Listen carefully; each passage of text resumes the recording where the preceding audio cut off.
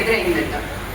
ఆరుద్ర పురుగు ఎదురైనప్పుడు వాళ్ళిద్దరు మాట్లాడుకుంటున్నప్పుడు ఆ సంభాషణలో ఆరుద్ర పురుగు చెప్పిందట, మాటల సందర్భంలో చెప్పింది, నేను ఇప్పుడున్న నియో లిబరలిజం గురించి, సామ్రాజ్యవాదం గురించి, ప్రపంచీకరణ గురించి, దీనన్నిటి గురించి చదువుతున్నాను అని చెప్పిందట.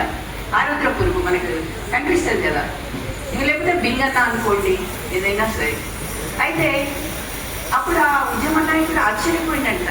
ఆశ్చర్యపోవడం కాదు, అవును ఇవన్నీ చదువుకోవడం నీకేం లాభం అని అన్నాడట. అంటే అప్పుడు ఆ రోజుకు అసలే ఎర్రటి ముఖం ఇంకా ఎర్రగా అయిపోయి కోపంతో ఒకసారి చూసి ఆయనతో అన్నదంట, అయ్యా నా చుట్టూ ఉన్న ప్రపంచం గురించి తెలుసుకోవడం అనేది, పట్టించుకోవడం అనేది నా బాధ్యత, అందుకని నేను చదువుతున్నాను. అట్లాగే ఇంకా మీ ఉద్యమాలు ఎంతకాలం నడుస్తాయో నేను అర్థం చేసుకోవడానికి కూడా నాకు ఈ అవగాహన అవసరం అనుకుంటున్నాను. మరీ ముఖ్యంగా నువ్వు తెలుసుకోవాల్సింది ఏంటంటే, ఈ బడాబాబుల బుట్ల కాళ్ళ కింద నేను ఇంకెంతకాలం బతుకుంటానో తెలుసుకోవాలి కదా.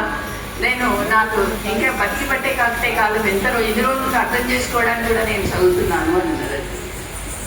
ఈ కథ ఏంటంటే, మామూలు అంటే ఆ మట్టి, ఇది మనం అరుణోదయకి అన్వయించుకుంటే మట్టి మనుషులని జ్ఞానం వైపు